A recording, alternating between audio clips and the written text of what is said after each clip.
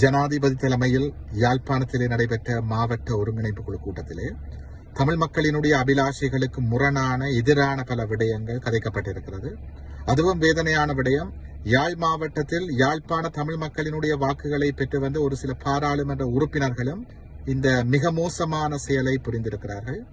அதிலும் ஒரு பாராளுமன்ற உறுப்பினர் சொல்லியிருக்கிறார், காணாமலாக்கப்பட்ட உறவுகளுக்கு நட்டஈடு வழங்கப்பட வேண்டும் என்றும், தையிட்டியிலே தனியார் காணிகளை ஆக்கிரமித்து அமைக்கப்பட்டிருக்கின்ற சட்டவிரோத விகாரை அகற்றுவதற்கு பதிலாக மக்களுக்கு மாற்று காணிகளை வழங்க வேண்டும் என்றும் சொல்லியிருக்கிறார். இவர்களினுடைய இந்த செயற்பாடு தொடர்பாக நாங்கள் இது மிக தீவிரமாக இருக்க வேண்டும், அல்லது இவர்கள் அரசினுடைய இரகசிய முகவர்களாக செயற்பட்டு எஞ்சி இருக்கின்ற தமிழ் தேசியத்தையும் தமிழினத்தினுடைய நலன்களையும் அளிக்கப் போகிறார்கள்.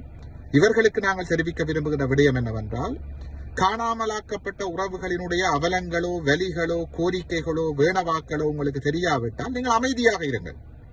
காணாமலாக்கப்பட்டவர்களினுடைய உறவுகளோ சொந்தங்களோ நட்டஈட்டை கேட்கவில்லை, சலுகைகளை எதிர்பார்க்கவில்லை. அவர்கள் எதிர்பார்ப்பது தங்களுடைய உறவுகளுக்கு என்ன நடந்தது, உண்மை கண்டுபிடிக்கப்பட வேண்டும். தங்களுடைய உறவுகள் உயிரோடு இருக்கிறார்களா இல்லையா, உயிரோடு இருந்தால் அவர்கள் உடனடியாக விடுவிக்கப்பட வேண்டும்.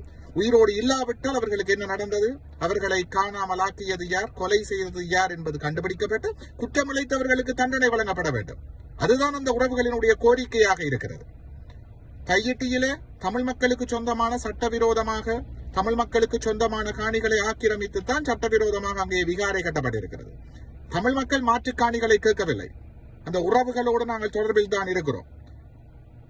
காணிகளினுடைய உரிமையாளர்கள் கேட்பது தமக்கு சொந்தமான காணியிலிருந்து விகாரை அகற்றப்பட்டு தமது காணி தமக்கே வழங்கப்பட வேண்டும்.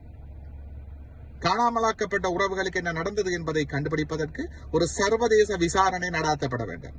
இவைதான் பாதிக்கப்பட்ட மக்களதும் எங்களதும் கோரிக்கைகளாக இருக்கிறது. ஆகவே எங்களுடைய கோரிக்கைகள் தெரியாவிட்டால் நீங்கள் அமைதியாக இருங்கள். அதை விடுத்து இனத்தை காட்டிக் கொடுக்கின்ற கூட்டிக் கொடுக்கின்ற செயற்பாடுகளை தயவு செய்து முன்னெடுக்காதீர்கள். இப்படியானவர்களுக்கு வாக்களித்த நமது மக்கள் கூனி குறுக வேண்டும், வெட்கி தலைகுனிய வேண்டும். மக்கள் இழைக்கின்ற பிழையான முடிவுகள் இனத்தினுடைய தலைவிதியை படுமோசமாக பாதித்துக் கொண்டிருக்கிறது. இனி என்றாலும் இப்படியான வரலாற்று தவறுகளை புரிந்துவிடக் கூடாது என்று நமது மக்களை நாங்கள் வினயமாக வேண்டி நிற்கின்றோம்.